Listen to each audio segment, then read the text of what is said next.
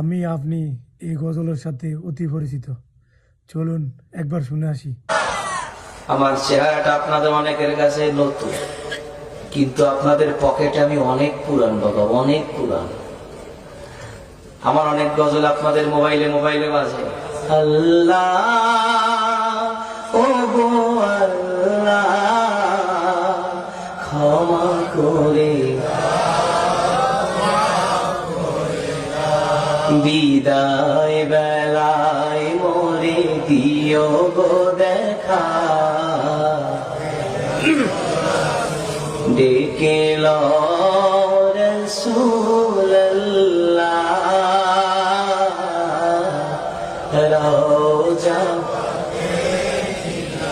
হে রাসূল তোমায় ভালোবাসি।